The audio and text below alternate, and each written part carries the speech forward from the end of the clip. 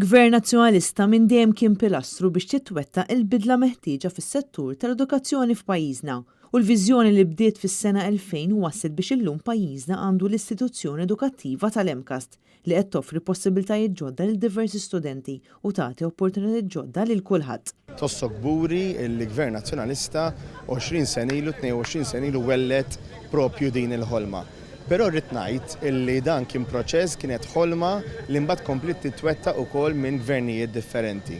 Irridu nimxu l-qudiem, kull gvern jibni anke fuq is-sistema edukattiva fuq il-gvern ta' qablu. Il-ħamis filgħodu l-kap tal-Partit Nazzjonalista Grech għamel żjara fl-MCAST f'Raħal ġdid fejn intlaqa mill-professur Ian Refolo, President tal-Kulleġġ tad-Diretturi, u mill-Prinċipal tal-MCAST il-Professur James Kalleja. Matul din iż-żjara Grech iltaqa' wkoll ma' diversi studenti li qed jattendu il-Freshers Week fil-bidu ta' sena akademika ġdida.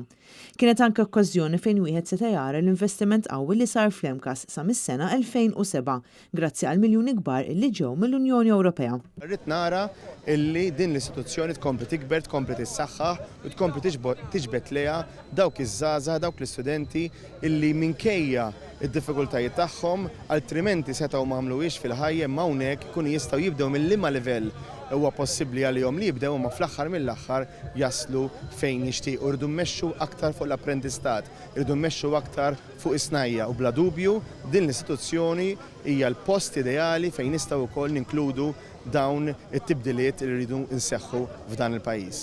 Dawn l-istudenti kollhom l-okkażjoni li jitkellmu ma' Grech u jaqsmu miegħu l-isfidi li qed jaffaċċjaw kif ukoll il-ħiliet li qed jakkwistaw permezz ta' korsijiet li joffri l-MCAST. Din l-istituzzjoni tilqa' fiha madwar 7,000 student full-time u madwar 1,400 part-time b'total ta' madwar 180 korsijiet f'diversi oqsma u bi programmi ta' apprentistat. Għal din iż-żjara preżenti mal-kap tal-Partit Nazzjonalista kien hemm il-kelliem tal-Oppożizzjoni l-Edukazzjoni Clyde Puli u l-kandidati Justin Xkembri u Bernice Bonello.